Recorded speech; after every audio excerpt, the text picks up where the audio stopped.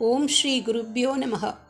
சாந்தாம் शारदपार्वणेन्दुवदनां पद्मासने संस्थितां भक्त्या पावन रामकृष्णचरणाम्बोजां भजन्तीं शिवां संसारानलदग्धभक्तहृदये शश्वत्कृपावर्षिणीम् अम्बां निस्तुलकीर्तनीयचरितां ஸ்ரீசாரதாம் பாவையே.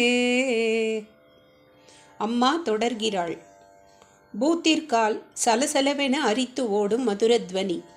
மரங்களிலிருந்து மழை நீர் விட்டு விட்டு பொட்டு பொட்டாக சொட்டும் இனிய ஒலி. மழையில் மலர்ந்த புது வாழ்வில் மகிழ்ச்சி கொண்ட பட்சிகளின் கலகலத்வனி, தவளைகளின் கோஷ்டி சங்கீர்த்தனம். இந்த அழகிய ஓசைகளின் மத்தியில் பேசாமலே நின்றனர் ராமகிருஷ்ணரும் சாரதையும். ஆனால் அங்கே தம் அருமை மாமாவை தேடிக்கொண்டு வந்த ஹிருதயர் மௌனத்தை கலைத்து விட்டார். என்ன மாமா, கண்ணெல்லாம் செவந்திருக்கு, மூக்க வேற உறிஞ்சரேள், அழுதேளா? ராத்திரியும் அழுதேளே, என்ன சமாச்சாரம் என்று வினவினார் ஹிருதயர். அவ்வளவுதான். ராமகிருஷ்ணர் உற்சாகமாக பேசலானார். ராத்திரி ஏன் அழுதேன் தெரியுமா? அவாவாளும் தங்களை கடை தேற்றிக்கொள்ள கொஞ்சம் படிப்பு போரும், உபதேசம் செய்கிறவாளுக்குத்தான் நிறைய படிப்பு வேணும்னு சொன்னேனோ. நான் இத்தனை பேருக்கு இத்தனை உபதேசம் பண்ணறேனே, நான் மட்டும் என்ன பெருசாக படிச்சுட்டேன்? படிக்காட்டாலும் என் வழியாக உபதேசம் தரணும்னு எங்கள் அம்மா சங்கல்பம் பண்ணிட்டா. அதனாலே மேகம் வர்ஷிக்கிற மாதிரி என்னை பேச வைக்கிறா. நானா பேசுகிறேன்? களஞ்சியத்திலே இருந்து வேலைக்காரன் படிப்படியாக நெல்லை அளந்து போட்டுண்டே இருப்பான். நெல் சரிஞ்சுண்டே இருக்கும். இவன் அளந்து போடுவான். ஆனால் இவனா நெல்லை பண்ணினான் அல்லது அந்த நெல் இவனுக்குத்தான் சொந்தமா?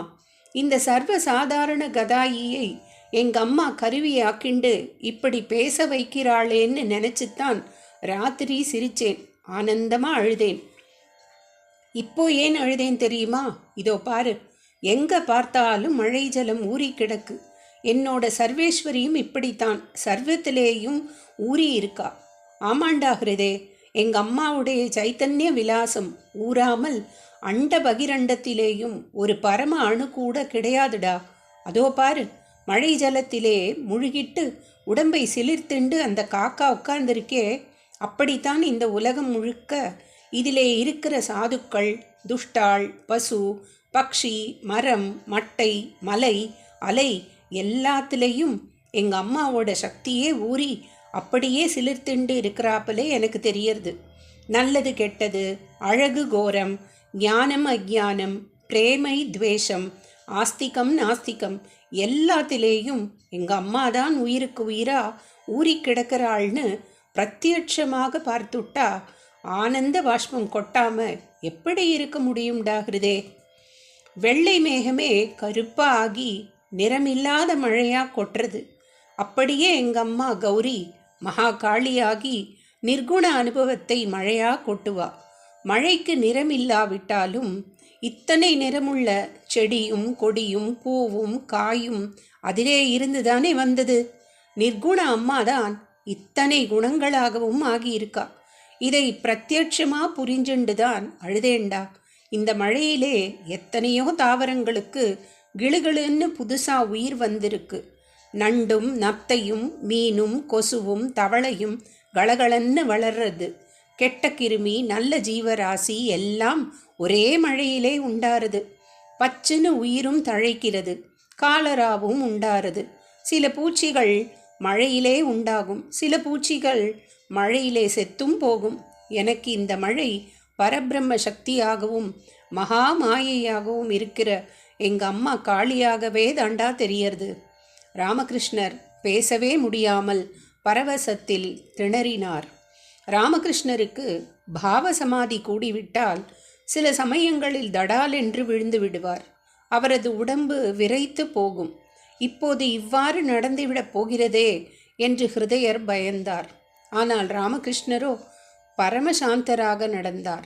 சற்றே காய்ந்திருந்த ஓரிடத்தில் போய் அமர்ந்து கொண்டார். ஆனந்த ரூபியாக விளங்கினார். மாமாவையும் மாமியையும் தனியே விட்டுவிட்டு ஹிருதயர் நகர்ந்தார். அவர்கள் மௌனமாக இருக்கும்போதே இத்தொடருக்கு ஜீவாதாரமான சில விஷயங்களை நாம் கவனித்து விடுவோம். அம்மா தொடர்வாள். கருங்குழல் அவிழ்ந்து தொங்கும், கண்களில் கருணை பொங்கும், அருங்குண நாணம் ஓங்கும், ஆடையும் தலைமேல் வாங்கும், சுரங்களில் வளைகள் தங்கும், கற்பினுக்கரசி பூவின் சரங்கொடு காமன் தீண்டா சாரதா அன்னை வாழ்க. ஓம் சாந்தி சாந்தி சாந்தி.